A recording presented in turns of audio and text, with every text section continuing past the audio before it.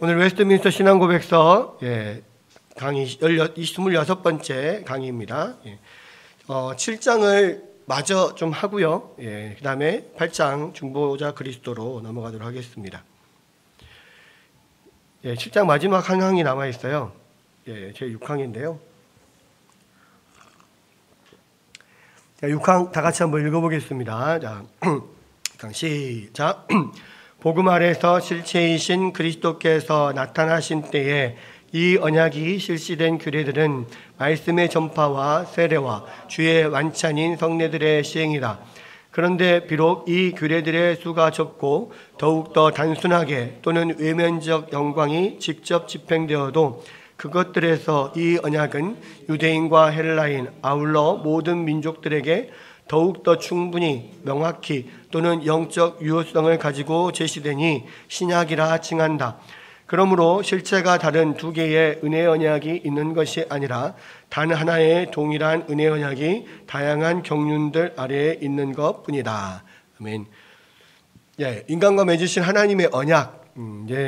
처음에 행위 언약이 있었죠. 그러니까 아담과 맺으신 언약. 그러니까 성경에 보면 인류의 대표자를 두 사람으로 이야기를 합니다. 하나는 첫 번째 대표자는 아담이었고요. 아담이 실패를 하자 그 다음에 두 번째 대표자로 세우신 분이 예수 그리스도입니다. 그래서 아담과 맺은 언약은 행위 언약이라고 합니다. 그 행위 언약은 뭐냐? 하나님의 말씀에 온전히 순종할 때 영생이 보장되는 그런 언약이에요. 그래서 대표적으로는 그거죠. 금지 언약은 하나밖에 없었습니다. 이 아담에게는 행위 언약 중에서 금지 언약은 하나밖에 없었어요. 뭐예요? 동산 중앙에 있는 나무의 실과를 네가 따먹지 말라. 이거 하나밖에 없었어요. 그리고 나머지는 다 하나님 안에서 자유롭게 선택하고 또 먹고 모든 것들을 다 할 수 있었던 겁니다. 그런데 결국은 아담은 그 하나님과의 그 언약을 어기게 되죠. 그래서 결국은 이 선악을 알게 하는 나무의 열매를 먹으면 정령 죽으리라 한 것처럼 결국은 아담은 다 죽게 되었습니다. 아담과 또 그 아담 이후에 태어나는 모든 사람들이. 그래서 이제 책임이 왜 후손들에게까지 전가되냐라고 했을 때 두 가지 어떤 이론은 있는데, 하나는 직접적으로 우리 모든 후손들도 아담 안에 이미 그 씨가 들어있다라는 거예요.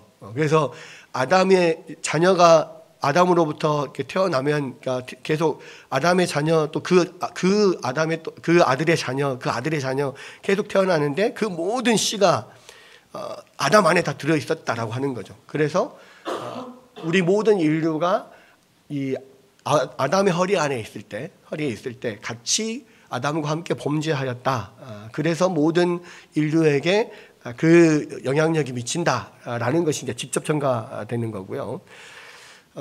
두 번째는 그것도 그거지만 결과적으로는 아담이 모든 인류의 대표였기 때문에 대표로서 하나님 앞에서 범죄한 그 죄는 모든 아담에 속해 있는 모든 그 후손들에게 다 영향을 미친다.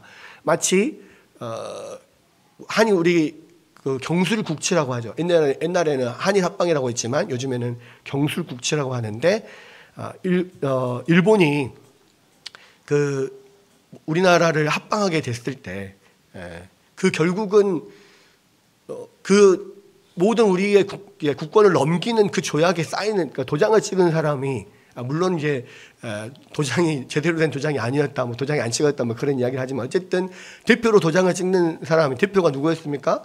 우리나라 왕이잖아요. 그럼 우리나라의 왕이 도장을 찍으면 결국은 모든 그 국권이 넘어가고 일본의 그런 식민지 하에서 다스림을 모든 국민들이 다 받는 것처럼 아담이 대표였기 때문에 아담의 모든 후손들이 그 영향을 받는다. 그래서 결국은 모든 후손들이 아담을 대표로 한 모든 인류가 하나님 앞에 그 행위 언약을 어긴 것이다. 그래서 그 모든 죄를 받게 된다. 이 이야기죠. 첫 번째는 행위 언약은 지킬 수가 없었습니다. 하나님 앞에 모든 것을 순종할 때 영생이 허락되는 건데. 근데 이제 그럼 두 번째 하나님께서 주시는 언약이 뭐냐면 이제 은혜 이제 언약이라고 하는데, 결국 이 은혜 언약은 모든 사람이 다 범죄함으로써 결국은 한 사람도 하나님의 율법을 또는 하나님의 말씀을 100% 순종할 수 있는 사람들이 아무도 없어요. 근데 하나님이 맺으신 언약, 하나님이 내리신 명령은 절대 취소되지 않아요. 그래서 영생을 얻기 위해서는 반드시 100% 하나님 말씀에 다 순종을 해야 돼. 이거는 변함이 없습니다. 근데 문제는 이거를 다 100% 순종할 사람이 없잖아요. 아무도 아담의 후손으로 태어난 사람들은 아무도 그것을 100% 순종할 수가 없어요. 그러니까 하나님 편에서 100% 순종할 수 있는 사람을 보내주시는 거예요. 그게 이제 두 번째 대표인 두 번째 아담이라고 하는 예수 그리스도를 보내주셔요.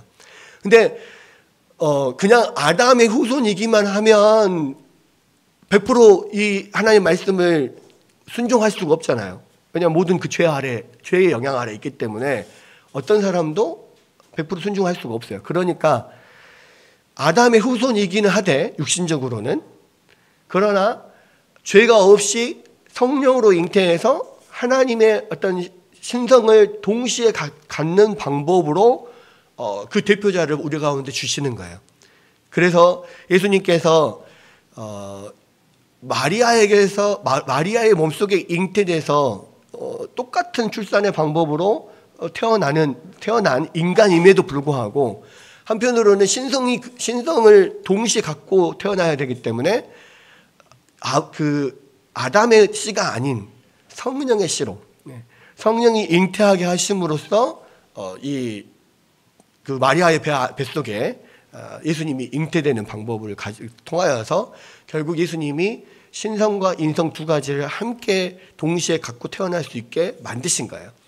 그래서 이것이 하나님의 어떤 놀라운 지혜라고 이야기를 합니다. 그래서 우리가 사도신경에서 늘 고백하는 성령으로 잉태하사 동정녀 마리아에게 낳으시고, 이게 순식간에 훅 지나가는 믿음의 고백이지만 근데 굉장히 중요한 믿음의 고백이라고요. 왜? 그 방법을 통해서만이 예수님이 신성과 인성을 동시에 가질 수 있기 때문에. 그리고 신성과 인성을 동시에 가져야만 하나님 이 조건을 만족시킬 수 있는 거예요. 모든 인간이지만 완벽하게 하나님 말씀에 순종할 수 있는. 왜냐하면 죄가 없기 때문에. 죄 아래서 태어난 사람들은 아무도 그것을 이룰 수가 없어요. 왜냐하면 죄 아래 태어나면서 100% 하나님 앞에 순종할 수 있는 그 능력이 사라져버리거든. 그러니까 이제 예수님이 죄 없이 성령으로 잉태해서 또 인간의 모습 그대로를 가지고 이 두 양성을 가지고 태어나게 하셔서 그것을 이루셨다라고 하는 겁니다. 그래서 은혜 언약은 바로 이제 우리를 대신해서 100% 행위 언약을 이루어 주실 분을 내려주시는 건데, 근데 그것은 예수님이 아담의 시대 때 바로 오신 게 아니라 오랜 기다림을 통해서 나중에 오시잖아요.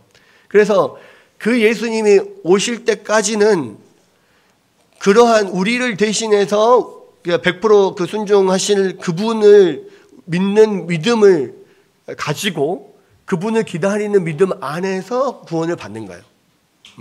그래서 그 약속을 믿는 믿음, 우리를 대신해서 100% 완전히 순종해 주실 그분을 하나님께서 주시겠다라고 하는 그 약속을 믿는 믿음 안에서 구약의 성도들은 구원을 받습니다. 영생을, 그 약속을 믿는 믿음 안에서 영생을 얻어요. 그것을 옛 언약, 구약이라고 합니다. 신약은 정말로 그 약속하신 예수님이 오셨어요. 그 약속하신 예수님이 바로 하나님의 약속 안에서 우리를 대신해서 100% 하나님의 율법에 순종하심으로 우리에게 영생을 가져다 주실 분으로 믿는 믿음 안에서 구원을 받는 거예요. 그래서 구약과 신약은 똑같은 은혜 언약이고 구약과 신약이 전혀 다른 언약이 아니라는 거예요. 똑같은 은혜 언약이지만 그것이 이루어지는 그 과정이 있기 때문에 구약은 예수님이 오시기 전까지의 그 믿음 안에서 구원을 받는 것이고, 신약은 예수님이 오신 이후에 그 오신 예수님을 믿는 믿음 안에서 구원을 받는 거라는 거예요. 그리고 구약에서는 그런 오실 예수님, 우리를 대신해서 죄를 대신해 주실 그 예수님에 대한 많은 어떤 제사 의식이나 율법이나 이 안에서 많은 상징들이, 어떤 예표들이 있었어요. 그러니까 제사를 통해서 제사자가 자기 대신에 어떤 어린 양이나 소나 이런 제물들을 대신 죽이는 게 바로 예수님이 오셔서 우리를 대신해서 십자가에서 죽으시는 것을 상징으로 보여주는 거였거든요. 그러니까 그 제사를 하나님 앞에서 하나님께서 말씀하신 대로 법도대로 제사를 지내고 율법을 지키고 하는 것들이 다 그 오실 메시아에 대한 약속을 믿는 믿음 안에서 순종하는 행위였던 거예요. 그래서 그 율법을 지키고 그것을 통해서 그 안에서 그 약속 안에서 구원을 받는 것이고, 신약에서는 구약보다는 그러한 어떤 보여주는 율법이나 제사나 막 이런 그런 실체, 그 어떤 상징으로 보여주는 것들이 현저하게 적어요. 왜? 상징으로 보여주지 않아도 이미 예수님이 오셨잖아. 그러니까 예수님 안에서 다 이루어져 버린 거기 때문에 굳이 상징으로 보여주지 않고 그 상징을 안에서 뭔가를 지키지 않아도 예수님께서 그것을 이미 다 실체를 이루어버리시기 때문에 그렇게 할 필요가 없다는 거예요. 그러니까 현저하게 지켜야 될 규례들이 줄어들죠. 이게 다만 신약 안에서는 지켜야 될 규례들이 딱 세 가지밖에 없어요. 그러니까 말씀의 전파, 말씀과 세례와 성찬. 이거 세례와 성찬이 성례식이잖아요. 그 안에서 이러한 규례들을 통해서 예수님과 더 깊은 어떤 교제를 이루고 어떤 그 믿음이 더욱더 증진되고 하는 어떤 의식들을 치르는데, 이것도 결국은 이거를 꼭 지켜야만 구원을 받는다 이런 의미가 아니에요. 어차피 예수님 안에서 이런 일들이 일어난다라고 하는 약속을 믿는 믿음 안에서 우리가 구원을 받는 것이고, 이 말씀이 전파되고 세례와 성찬을 이루는 것은 그 예수님이 우리 안에 오셔서 어떤 일들을 하셨고 어떤 말씀을 전해 주셨고 그런 어떤 교훈을 우리가 받고 이런 것들을 통해서 결국 예수님께서 우리 가운데 원하시는 게 뭔가를 알아가는 거죠. 그러니까 구원받은 백성들이 예수 그리스도 안에서 더 주님을 알아가고 주님을 닮아가는 그러한 하나의 도구로서 우리 가운데 주어주신 것이지, 그것을 지켜서 구원을 받고 이런 건 아니란 말이에요. 지켜서 구원받는 것은 행위 언약인데 이미 우리는 행위 언약을 지킬 수 없는 사람들이에요. 은혜 언약은 우리가 지켜야 되는 게 아니야. 예수님이 그것을 다 하신 것을 우리가 믿는 믿음 안에서 구원을 받는 거예요. 그리고 이 규례들은 우리가 믿음이 성장하는 데 필요한 일단 훈련의 도구로서 우리 가운데 주시는 것이다. 그래서 더 분명하고 명확하게 영적인 유효성을 가지고 우리 가운데 주시는 약속들이다. 이렇게 이야기를 하는 겁니다. 그리고 중요한 것은 어쨌든 구약과 신약이 그래서 동떨어져 있지 않고 똑같은 하나의 은혜 언약이다. 그래서 은혜 언약에 대해서 우리가 늘 헷갈리지 말아야 될 게 뭐냐면, 행위 언약은 우리가 뭔가를 지켜서 구원을 받는 것인데 은혜 언약은 안 지켜도 구원 받는다 이런 의미가 아니란 말이에요. 똑같이 행위 언약은 없어지지 않아요. 똑같이 하나님의 말씀을 철저하게 100% 지켜야만 구원을 받아요. 근데 그것을 우리가 지키느냐, 우리 대신에 완벽하게 지켜주실 그 분이 우리 가운데 주어지느냐, 이 차이인 거예요. 그래서 안 지켜도 된다가 아니에요. 다 지켜야 돼. 그러나 우리가 다 완전히 못하기 때문에 하나님 대신해서 우리를 대신해서 지켜주실 분이 우리 가운데 오셨다라고 하는 것이 우리에게 은혜다라는 것입니다. 그거를 우리가 기억해야 된다. 뭐 그런 내용들이 이제 좀 기록이 돼 있어요. 그래서 다 설명했으니까 넘어가겠습니다. 자, 그렇게 해서 이제 예수님이 우리 가운데 오셨다. 중보자 그리스도가 그다음 나오는데, 자, 그 언약의 주인공이 누굽니까? 은혜 언약을 이루실, 우리를 대신해 그 언약을 이루실 주인공이 누구냐? 바로 우리의 중보자이신 예수님이다. 그 주님이 어떻게 이 일들을 이루시냐? 이것을 이제 8장에서 다루고 있습니다. 자, 8장 한번 읽어볼게요. 자, 이랑 함께 읽어봅시다. 시작. 하나님은 그의 영원한 경영에서 이에 독생자 주 예수를 하나님과 사람 사이의 중보, 선지자, 제사장, 왕, 또 그의 교회의 머리와 구주, 만유의 후사, 세계의 심판주로 택하시고 임명하시기를 기뻐하셨다. 그에게 하나님은 영원부터 한 백성을 그의 씨로 주셔서 때가 되면 그로 말미암아 구속받고 칭의되고 성화되고 영화되게 하셨다. 이 굉장히 중요한 이야기들이 한 문장 한 문장 한 단어 한 단어에 다 들어있어요. 사실은 이제 앞으로 이것들을 쭉 살펴볼 건데, 우리 하나하나 봅시다. 먼저 자, 하나님은 그렇게 하기를 기뻐하셨다. 그러니까 이게 한글에서는 이게 첫 문장이 아닌데요. 영어본에서는 이게 첫 문장이에요. 첫 문장. 하나님이 기뻐하셨다. 어떻게 하기를. 예수님을 우리 가운데 선택해서 주셔서 뭐 이렇게 쭉 하는 것을, 계획하는 것을 기뻐하셨다. 이거예요. 그래서 영어본 1항 첫머리에 따르면 이 구속사역은 하나님 자신의 선한 기뻐하심으로 말미암은 것이다. 그러니까 하나님께서 이 일을 기뻐하심으로 우리 가운데 주셨다는 거예요. 뭐 어쩔 수 없이 주셨다 이게 아니라 하나님께서 우리 가운데 이것을 예수님을 우리에게 중보자로 주시는 이 일을 하나님께서 기뻐하셨다. 그리고 기뻐하셨기 때문에 하나님의 영원하신 목적을 따라서 주셨다는 거예요. 자, 그리스도의 중보사역은 우리의 죄 때문에 또 우리와 관계가 멀어진 하나님에 의해서 영원 전에 작정되었다는 것을 이해하는 게 중요하다. 그러니까 어쩔 수 없이 일이 이렇게 돼버렸기 때문에 우리가 그냥 죄에 빠져버렸기 때문에 이게 아니라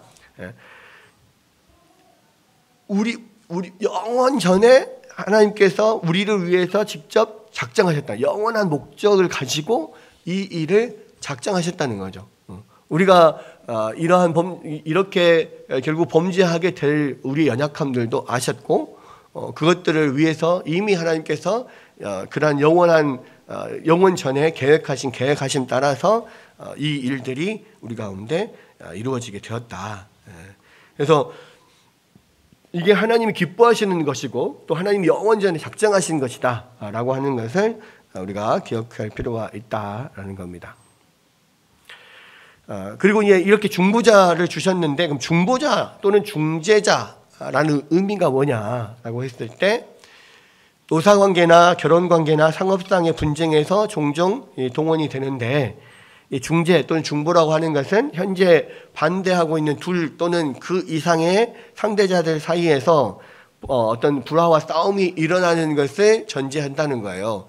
그래서 그 불화와 싸움을 가운데서 중재하는 거, 이것이 바로 중보자 또는 중재자 이런 뜻인데, 그렇다면은 성경은 우리가 본성적으로 하나님과 원수이고 하나님과 불화하고 있다, 또는 하나님과 지금 싸움은 대치 상태다, 싸우고 있는 상태다, 전쟁 상태다, 이것을 이야기를 하고 있다는 겁니다.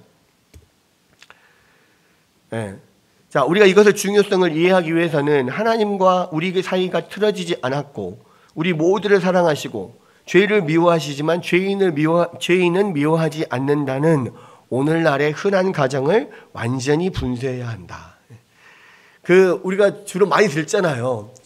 죄는 미워하되 사람은 미워하지 마라. 뭐 이런 이야기 하잖아요. 그죠? 그러니까 똑같이 하나님이 우리 모두를 사랑하시고 죄는 미워하지만 죄인은 미워하지 않으신다. 이렇게 생각하면 오산이라는 거예요. 하나님과 우리의 관계가 이렇게 완전히 틀어져서 하나님과 대치 상태 또는 하나님과 원수 상태로 우리가 있다라고 하는 것을 전제하지 않는다면 중보자는 필요가 없는 거예요.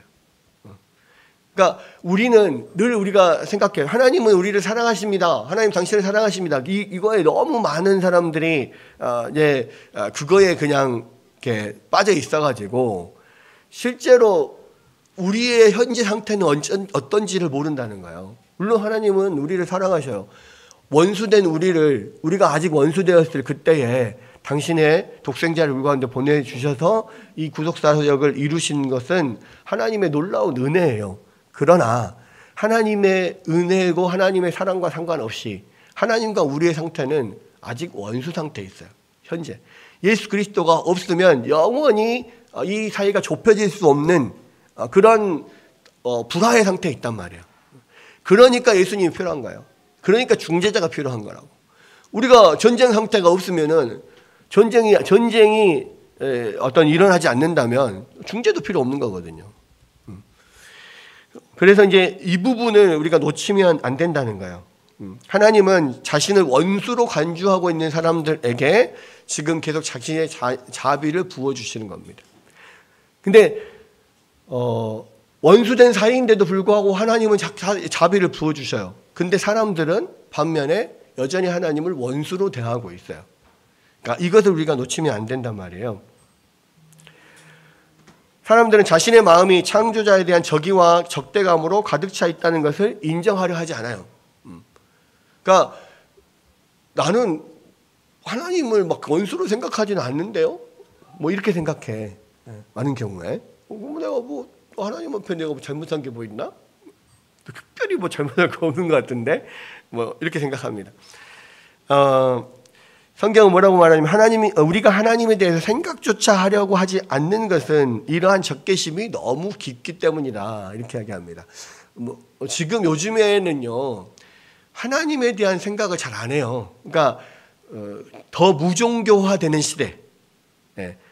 지금 옛날보다 지금 실제로 뭐 하나님뿐만 아니라 우리 기독교뿐만 아니라 종교라고 하는 것을 갖는 어떤 비율이 훨씬 좀 줄어들고 있어요. 종교인의 비율들이. 그게 무슨 이야기냐면 우리 마음 가운데서 어떤 절대자나 하나님이나 어떤 신적인 존재 같은 것을 생각조차 하려고 하지 않는다고. 근데 그것 자체가 성경은 하나님에 대한 적개심이 크기 때문이다, 깊기 때문이다 이렇게 이야기를 하고 있다는 겁니다. 조나단 에드워즈라고 하는 유명한 미국의 청교도는 이런 이야기를 합니다.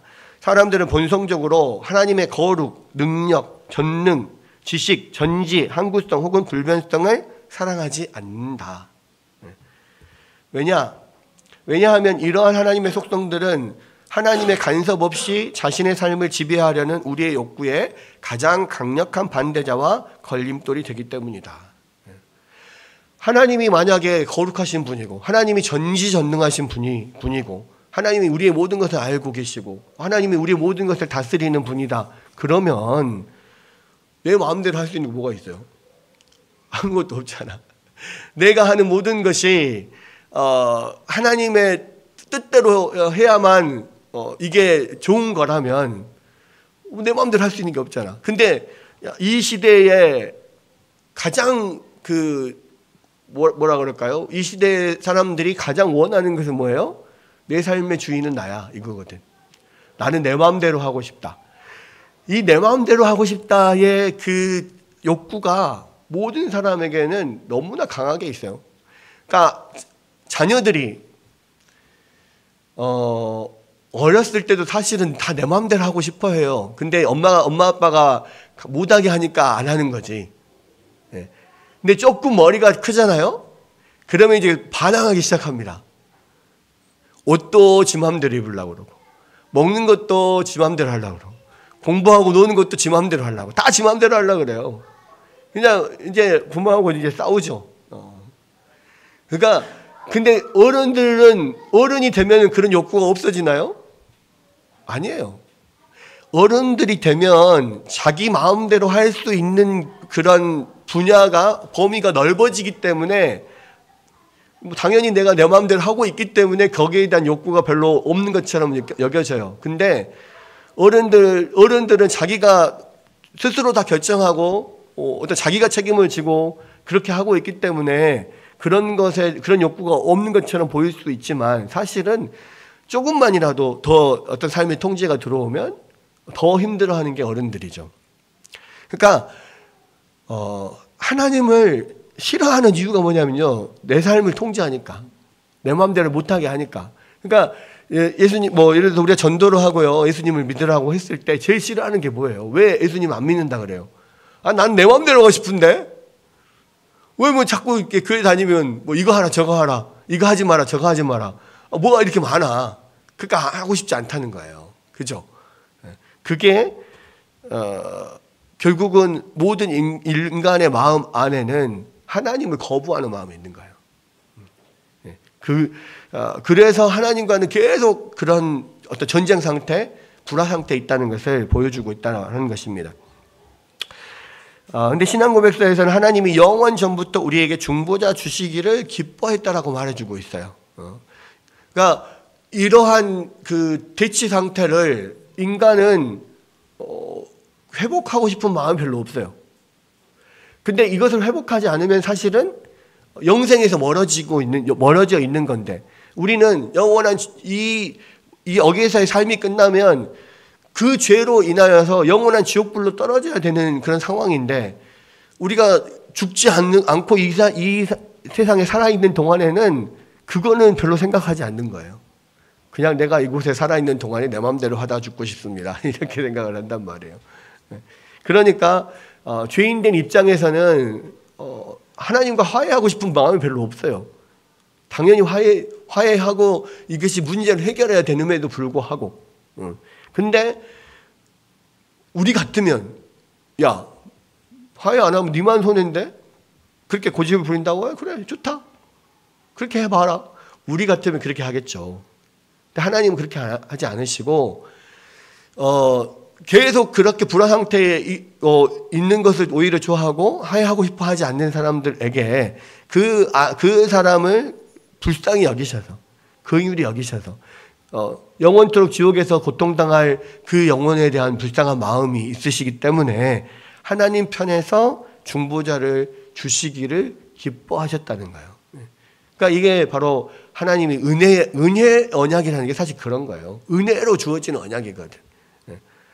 근데 우리는 은혜를 은혜로 알지를 못해요. 그게 참 가슴 아픈 일인데, 이 화해 사역을 처음 시작한 분이 바로 성부 하나님이 자신이었다.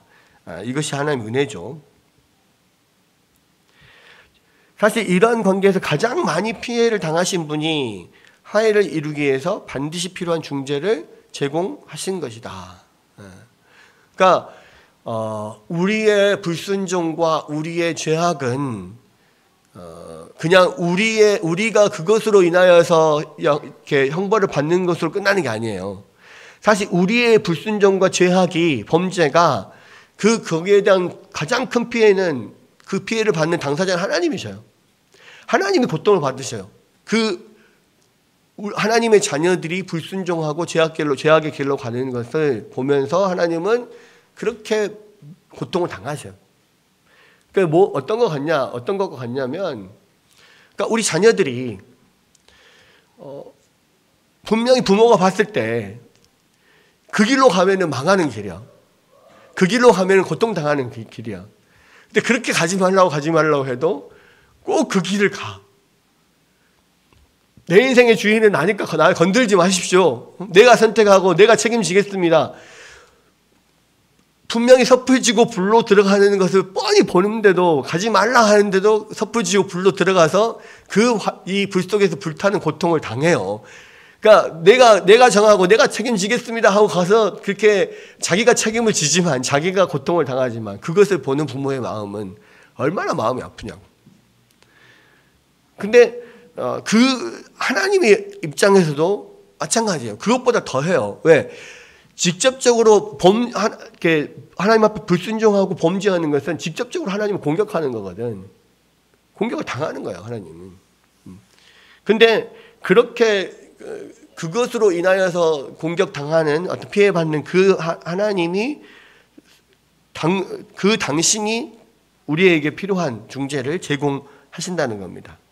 이것이 하나님이 세상을 이처럼 사랑하사 독생자를 주셨으니 라는 요한복음 3장 16절에서 분명하게 이야기하고 있어요. 그러니까 하나님이 세상을 이처럼 사랑한다, 이것이 그냥 뭐 간단한 이야기가 아니에요. 그거죠. 그러니까 이 섣불지고 불로 들어가는 자녀들을 보면서 안타까워하면서 그 자녀를 사랑해서 내가 대신 그 불속으로 들어가겠다, 어떤 그런 부모의 마음, 실제로 그렇게 인간의 형상을 입고 하나님이 이 불속으로 들어오는 거거든요. 그러니까 그러한 어떤 내용이 담겨 있어서 이것은 단순한 그냥 사랑한다 이런 정도로 끝나는 문제가 아니라는 겁니다. 그리고 하나님께서 이 일을 위하여서 우리를 주 예수를 택하시고 정하셨다. 하나님이 주 예수 그리스도 자신의 독생자를 중보자가 되도록 선택하시고 정하셨다라는 겁니다. 이게 독생자는 뭐냐면 유일무이하다 이런 말이에요. 독생자, 그냥 단순히 독자 뭐 이게 아니야. 하나뿐인 아들. 이걸 떠나서 유일무이하고 다른 어떤 것도 대체할 수 없는 뭐 그런 뜻입니다. 오직 예수님만이 이 일이 가능한, 그래서 당신의 아들만이 이 일이 가능하기 때문에 당신의 아들을 우리 가운데 중보자로 보내셔서 그 아들이 우리를 대신해 죽게 하시는 이 일을 하나님께서 하셨다라는 겁니다.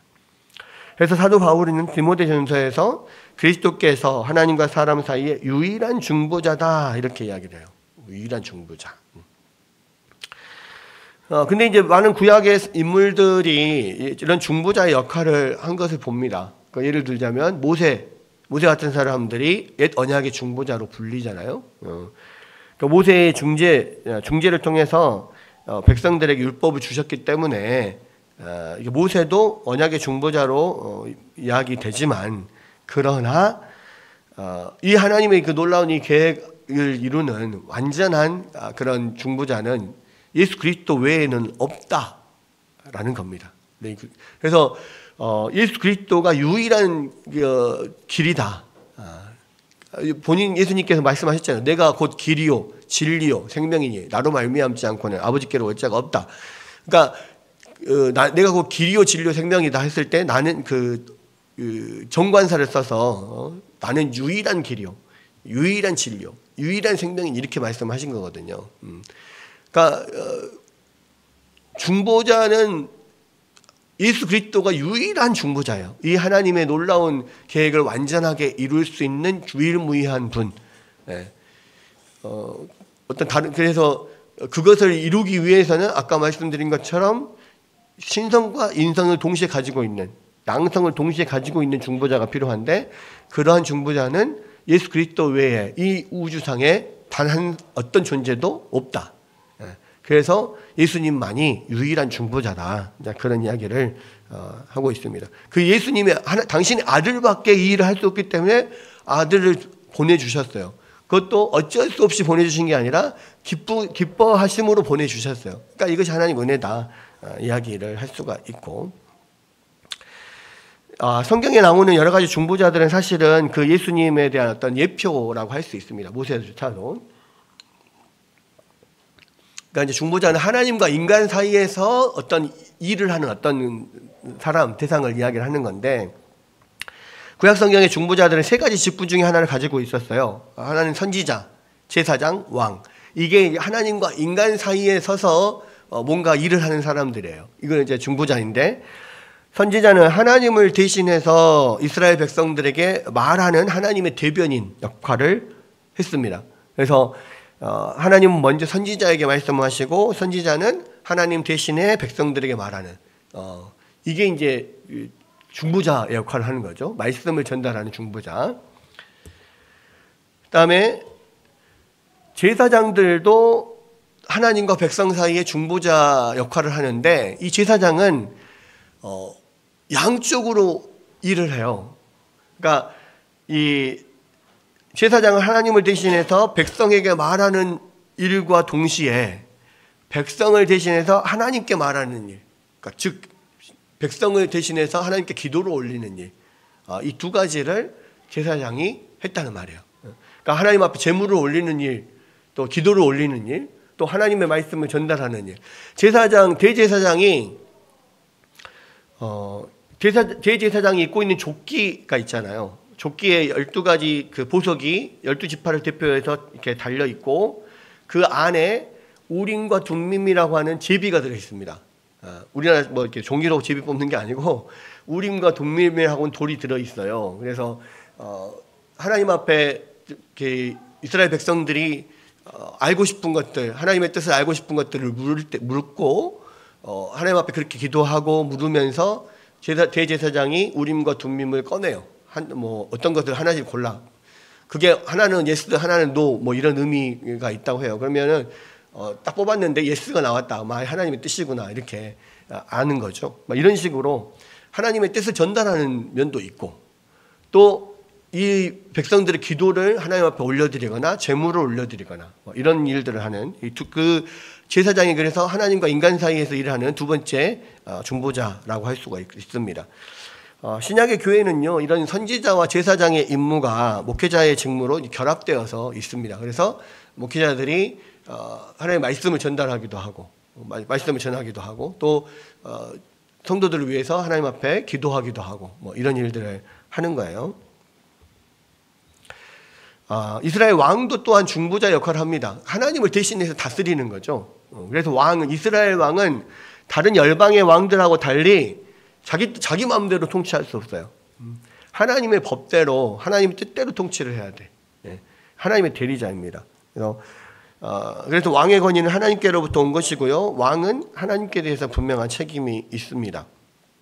그래서 이제 그러한 어떤 왕의 어떤 존재, 이 존재가 신약 시대에도 현대에도 똑같이 이어져 온다라고 생각합니다. 그래서 바울은 모든 이 세상의 정부가, 모든 권위가 하나님에 의해서 정해지고 설립되는 것이다, 이렇게 이야기해요. 하나님을 대신하여 이 땅에 어떤 질서를 유지하는 행위를 하는 모든 사람들, 이것은 하나님께서 하신 일, 하나님의 그 대리자다, 그렇게 생각합니다.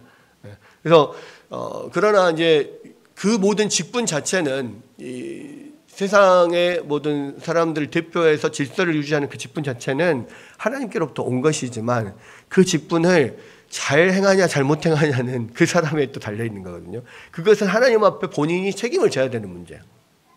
근데 일단 하나님 앞에서, 그러니까 하나님의 뜻 안에서 세워진 그런 대표자 또는 지도자들에 대해서는 분명히 우리가 또 그 말에 따를 때에 질서가 유지가 되거든요.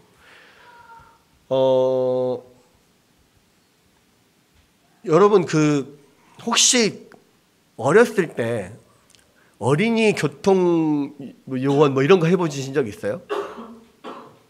안 해봤습니까? 요즘은 그런 거 없죠. 제가 서석초등학교 다닐 때 6학년 때 항상 6학년 중에 이렇게 좀 뽑혀가지고 그 요즘에는 길 건널 때 이렇게 어르신들이 이거 깃발 들고 이거 하잖아요. 근데 그때는 제가 어렸을 때는요, 학생들이 그걸 했어요. 초등학교 6학년 선배들이. 그래서 이제 6학년 선배들이 그 길 건너는 그거를 할 때 세 사람이 나갑니다. 두 사람은 양쪽에서 깃발 들고 있다가 이렇게 차 오면은 가로막고, 이렇게 사람들이 어느 정도 아이들이 모이면은 깃발 들고 이렇게 오게 만들고 차를 가로막고 이제 내리고 하는 거를 해요. 그리고 한 사람은 가운데 서서 이 교통 순경처럼 호루라기랑 다 이렇게 하고 이렇게 복장하고 교통 정리를 해요. 근데 되게 멋있었거든요. 선배들이 그거 하는 거를. 저도 해보고 싶었어요. 근데 제가 이제 하게 됐습니다. 나중에 6학년 돼가지고 딱 써가지고 호루라기 이렇게 불면서 막 차 갔다 오잖아요. 삑삑 이거 막 해요. 막 이거 해요. 나름대로 막 각 잡아갖고 막 한다고 막 이렇게. 근데 재밌는 거는 처음에 하니까 서툴잖아요. 어떻게 해야 될지 잘 모르고. 근데요, 그렇게 하고 이제 어느 정도 그 아이들이 좀 기다리고 있으면 양쪽에 삑 맞고 이렇게 가라고 이렇게 아이들 건너게 해요. 그러면 옆에 이제 깃발 들고 하잖아요. 근데 그 어린 아이가 초등학교 6학년이니까 지금 생각해 얼마나 어린애예요. 근데 거기서 그렇게 교통 정리를 하고 있잖아요. 그러면 차들이 다 말을 들어요. 되게 신기하더라고. 누구든지 교통 정리를 하는 사람은 그 말을 듣는다니까. 간혹가다 모범 택시 운전자들 이런 분들이 자진해가지고 사고 같은 현장 같은 데서 막 나와가지고 막고 교통 정리하고 막 이렇게 하잖아요. 근데 그 사람들이 그걸 다 이렇게 순종하고 따라가잖아요. 왜 그러십니까? 초등학교 6학년 교통 순경이 교통 정리하는 사람이 하더라도요, 안 하는 것보다 나아요. 질서 유지가 된다니까. 그것 때문에 차가 가게 하고 막고 사람들 가게 하고, 만약에 그게 없으면 사고도 나기도 쉽고 서로 더 교통이 원활하게 안 돼요. 설사 이게 이게 익숙하지가 않아서 교통 순경이 그렇게 교통 정리하는 사람이 헤맬 수도 있어요. 초등학교 강의 처음 할 때 저도 많이 헤맸거든요.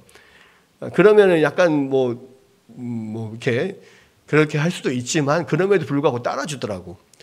그게 뭐냐면 하나님이 질서 유지를 위해서 세운 사람이라고요.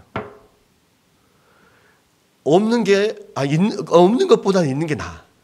아무리 그 사람이 그 역할을 제대로 못한다고 할지라도 왕이 없는 것보다 왕이 있는 게 낫고 대표가 없는 것보다 있는 게 낫단 말이에요. 우리는 대통령 세워놓고 잘못 세웠다고 임기 내내 욕하고 막 하지만 그러나 없는 것보다 있는 게 나아. 그러니까 그런 면에서 이 모든 권위는 다 하나님이 세우신 거예요. 이 세상의 질서를 유지하기 위해서.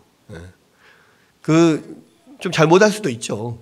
그러나 우리 크리스찬들에게 필요한 거는 물론 못하는 것은 못한다라고 이야기를 하고 불만을 표시할 수도 있습니다만은 더 중요한 것은 우리가 세워진 권위가 잘 질서 유지를 하고 잘 정치를 할 수 있도록 다스릴 수 있도록 기도하는 게 필요해요. 그러니까 모든 권위를 위해서 기도하라고 이야기하잖아요. 그게 필요합니다. 그래서 이스라엘 왕들에게도 마찬가지고, 그러나 왕은 분명히 자신의 통치에 대해서 하나님께 책임을 져야 돼요. 자기가 잘못한 거에 대해서는 하나님 앞에 책임을 져야 돼. 그것은. 그 면을 우리가 생각을 해야 합니다. 자, 왕은 자신이 주님의 대리인임을 깨닫고 하나님께 의존하여 백성들을 다스려야 돼요. 이게 선한 왕이에요. 이게 제대로 왕의 역할을 하는 겁니다. 근데 악한 왕들은 자기가 주님의 대리인임을 깨닫지 못하고 자기 마음대로 하다가 결국은 하나님 앞에 그 책임을 져야 돼. 왕은 하나님의 통치를 백성들에게 잘 전달해야 돼요. 그러니까 왕이 베푸는 그 모든 정책들 또 모든 그 일들은 하나님이 백성을 향하여서 하는 통치라 이미 느껴지게 만들어야 돼요. 근데 하나님의 통치는 그렇지 않은데 자기 마음대로 잘못된 통치를 해가지고 하나님이 이렇게 통치하신다라고 잘못 오해하게 만들면 안 되겠죠. 그런 겁니다. 어쨌든 그렇게 해서 선지자, 제사장, 왕, 이 세 존재가 구약에서 중보자의 역할을 하고, 이런 사람들은 그래서 기름을 부어서 세운단 말이에요. 근데 바울은 하나님과 사람 사이에 오직 한 분 중보자만이 존재한다고 말합니다. 그래서 결국은 왕과 선지자의 제사장이 기름 부어 세운 이 세 직분은 다 하나님이 세운 중보자이지만 결국은 이 세 중보자가 다 완전한 한 중보자를 예표하는, 보여주는 하나의 어떤 상징적인 어떤 그러한 직분이었다라는 겁니다. 그래서 이 그리스도라고 하는 이름 자체가요, 기름 부음 받은 자라는 뜻이거든요. 그러면 기름 부음 받은, 뭐 할 때 기름을 부었냐? 바로 선지자, 제사장, 왕, 이 세 사람에게 기름을 부었단 말이에요. 그래서 기름 부어 세웠어요. 그래서 그리스도는 이 선지자, 왕, 제사장, 이 세 사람이, 세 직분이 했던 모든 직분을 같은 그 직분을 다 갖고 있는 사람인 거예요. 그 모든 직분을 가지고 하나님과 인간 사이에 어떤 중보자의 역할을 하는 분, 그분이 그리스도다. 그리고 그 그리스도는 유일하게 하나님의 독생자만 자격이 있고, 그 하나님의 독생자가 이 땅에 오신 분이 예수 그리스도다. 그 이야기입니다. 그래서 이제 그 궁극적인 의미의 중보자에 관해서 지금 이야기를 한 것이고요. 오직 하나뿐인 중보자는 참 하나님이시면서 동시에 참 사람인 분, 즉 신적인 본성과 인간의 본성 모두를 갖고 있는 분이어야 합니다. 그러니까 양쪽의 중재가 되려면, 예를 들어서 뭐 지금 러시아하고 우크라이나하고 전쟁하잖아요. 그 전쟁에서 정말 두 사이를 중재를 하려면 러시아하고도 친하고 우크라이나하고도 친하고 둘 다 영향을 미칠 수 있는 그러한 존재가 들어와서 그런 나라에서 중재를 해야 양쪽 서로 이야기를 듣고 이렇게 할 수 있거든요. 그러니까 중재자는 항상 양쪽에 모두 관계가 있어야 돼요. 그래서 하나님과 우리 사이의 중보자는 반드시 하나님의 신성과 인간의 본성 두 가지를 갖고 있어야 된다고. 그래야만 중보자가 될 수가 있어. 근데 그러한 분은 이 우주상에 예수 그리스도밖에 유일하게 예수 그리스도밖에 없어요. 그래서 예수님이 유일한 중보자라고 하는 것입니다. 인간의 본성과 그 신성을 다 갖고 있어야 되고, 그런 의미에서 그리스도가 전적으로 유일무이하다, 유니크하다. 이게 독생자, 유일한 분, 하나님의 아들, 유일한 중보자, 이런 뜻이라는 거예요. 그래서 이 유일한 중보자만이 우리의 구속과 화해라는 중보의 궁극적인 목적을 달성할 능력을 가지고 계신다. 그래서 예수님이 이 땅에 인간의 모습으로 신성을 가지고 오실 수밖에 없었다라는 것을 지금 이야기를 하고 있는 겁니다. 예, 이게 이제 중보자 그리스도에 관한 이야기이고요.